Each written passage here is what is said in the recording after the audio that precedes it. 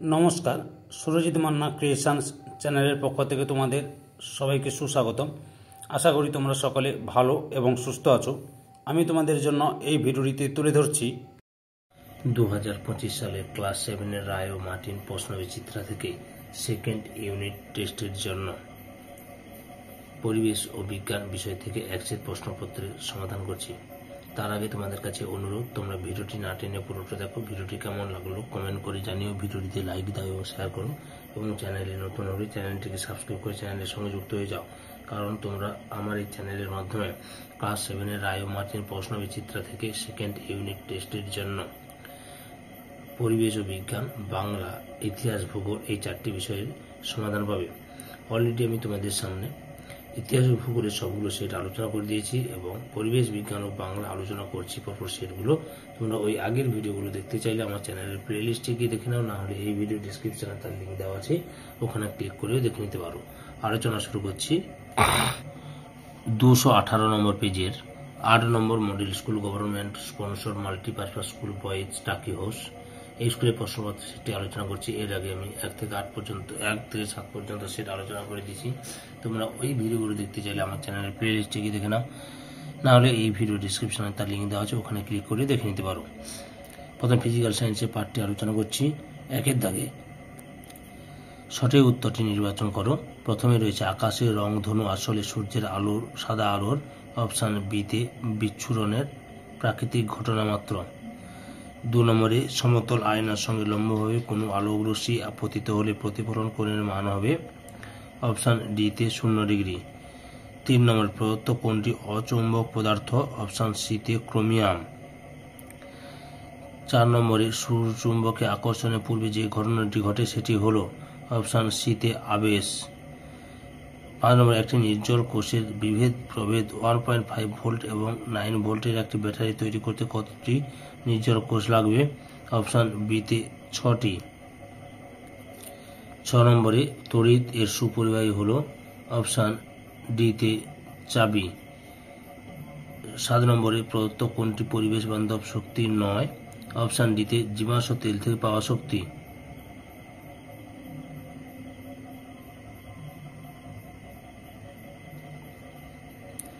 তারপরে 8 নম্বরে পশ্চিমবঙ্গে বায়ুকল দেখা যায়। অপশান ডিতে বকখালিতে। 2 দাগে শূন্যস্থান পূরণ করো। প্রথমে রয়েছে প্রচ্ছায়া চেয়ে উপচ্ছায়া অঞ্চলে আলোর পরিমাণ তুলনামূলকভাবে ড্যাশ কম। 2 নম্বরে সুচিছিদ্র ক্যামেরায় বস্তুর উল্টো প্রতিবিম্ব গঠিত হয়। 3 নম্বরে চৌম্বক দৈর্ঘ্য সমান 0.86 গুণিতক চুম্বকের জ্যামিতিক দৈর্ঘ্য।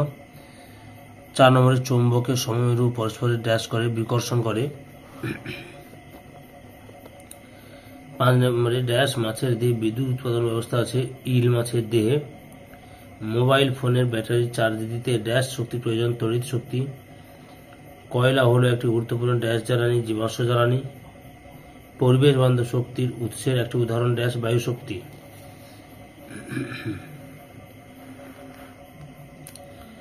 3 দাগে সত্য বা মিথ্যা লেখো। প্রথমে রয়েছে আলো চলাচলে কোনো মাধ্যমের উপস্থিতি অত্যাবশ্যক শর্ত নয়, সত্য।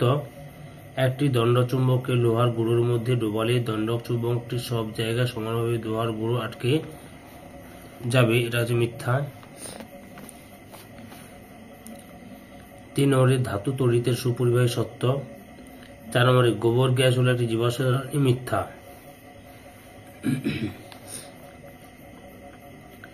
4 দাগে নিচের প্রশ্নগুলি সংক্ষিপ্ত উত্তর দাও, যে কোনো 6টি।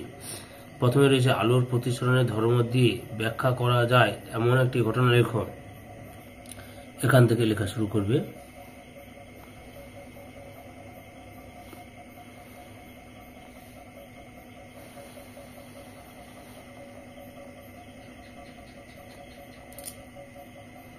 এতটা পর্যন্ত লিখবে। 2 নম্বর সৌরকোষের 2টি ব্যবহার লেখো। লেখো সৌরকোষ, সৌর প্যানেল ব্যবহার। এখান থেকে শুরু করবে, এতটা পর্যন্ত লেখো, পরে দেখাচ্ছি। যেমন 4টি ব্যবহার দেখালাম তোমাদের সামনে। 3টি বাল্ব, 3টি নির্জল কোষ, একটি সুইচ দিয়ে তৈরি একটি মুক্ত বর্তনের চিত্র কিরূপ হবে? চিত্রটি এটা, এই ছবিটা হবে, বুঝতে পেরেছ? 3টি নির্জল কোষ, 3টি বাল্ব, ওটা সুইচ, বুঝতে পেরেছ? 4 নম্বরে একটি বস্তুকে আয়নার দিকে 5 মিটার এগিয়ে আনলে বস্তু ও প্রতিবিম্বের মধ্যেকার দূরত্ব কত মিটার কমে যাবে? 10 মিটার কমে যাবে। 5 নম্বরে বায়োগ্যাসের মুখ্য উপাদানটি কোন গ্যাস? মিথেন। 6 নম্বরে এলইডির পুরো কথাটা কি? Light emitting diode. 7 নম্বরে ইলেকট্রিক বাল্বের ফিলামেন্ট কোন ধাতু দিয়ে তৈরি? টাংস্টেন দিয়ে তৈরি।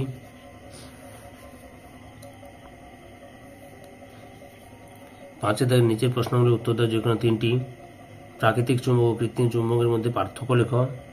লক্ষ্য করো প্রাকৃতিক চুম্বক এবং কৃত্রিম চুম্বকের পার্থক্য।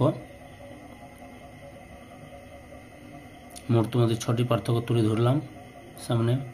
পরের প্রশ্ন, ফিউজ তারের ব্যবহারের উপকারিতা লেখো। উত্তরটি লক্ষ্য করো, এখান থেকে শুরু করবে। এতটা পর্যন্ত লিখবে। 3 নম্বর প্রতিফলনের সূত্রগুলি লেখো। লক্ষ্য করো প্রতিফলনের সূত্র, এখান থেকে এতটা পর্যন্ত লিখবে। 2টি সূত্র দেওয়া আছে এখানে। পরের প্রশ্ন, পার্শ্ব পরিবর্তন কি? উদাহরণ দিয়ে বোঝাও। লক্ষ্য করো পার্শ্ব পরিবর্তন, এখান থেকে এতটা পর্যন্ত লিখবে। 6 দাগের নিচের প্রশ্নগুলি উত্তর দাও যে কোনো একটি। প্রথমে তড়িৎ চুম্বকের শক্তি কি কি উপায়ে বাড়ানো যায়? উত্তরটি লক্ষ্য করো, এখান থেকে এতটা পর্যন্ত লিখবে। 2 দাগে কার তড়িৎ অপরিবাহী কেন? এখান থেকে এতটা পর্যন্ত লিখবে। বদ্ধ মুক্ত বর্তনী বলতে কি বোঝায়? উত্তরটি লক্ষ্য করো, বদ্ধ বর্তনী এখান থেকে এতটা লিখবে, আর মুক্ত বর্তনী এখান থেকে এতটা পর্যন্ত লিখবে। পরের প্রশ্ন, লাইফ সায়েন্স বিভাগটি লক্ষ্য করো। 1 দাগে সঠিক উত্তরটি নির্বাচন করো। প্রথমে রয়েছে কাণ্ডের যে জায়গা থেকে শাখা বা পাতা বের হয় সেই জায়গাটি হলো অপশান বি তে পর্ব। 2 নম্বরে উদ্ভিদকে মাটির সঙ্গে শক্ত করে আটকে রাখে, অপশান হচ্ছে ডি তে স্থায়ী অঞ্চল।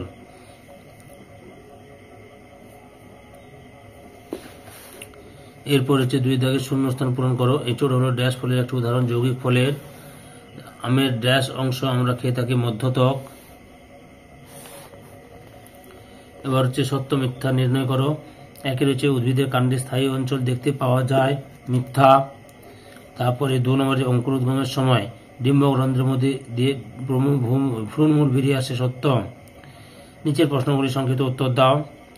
প্রথমে যে ফুলের কোন অংশটি পরাগযোগের পর ফলে পরিণত হয়? ডিম্বাশয়। তারপরে খাদ্য সঞ্চয় করে এমন একটি পাতার নাম লেখো। ঘৃতকুমারী পাতা বা অ্যালোভেরা বলি আমরা। তারপরে 3 নম্বরে পাখির দ্বারা ইতর পরাগযোগ ঘটে এমন 2 ফুলের নাম লেখো। শিমুল ও পলাশ। 5 দাগে নিচের প্রশ্নগুলির উত্তর দাও। প্রথমে যে স্বপরাগযোগ ও ইতর পরাগযোগের মধ্যে পার্থক্য লেখো। উত্তরটি লক্ষ্য করো, স্বপরাগযোগ এবং ইতর পরাগযোগের মোট 5টি পার্থক্য তুলে ধরলাম।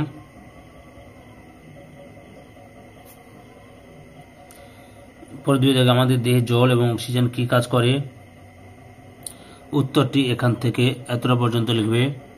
আর অক্সিজেনের কাজ হচ্ছে শক্তি উৎপাদনে সাহায্য করে, মস্তিষ্ক হৃদযন্ত্র ঠিকভাবে চালাতে সাহায্য করে। পরের প্রশ্ন, ব্যাকটেরিয়া ঘটিত রোগের চিকিৎসায় কিভাবে অ্যান্টিবায়োটিক কাজ করে? এখান থেকে শুরু করবে।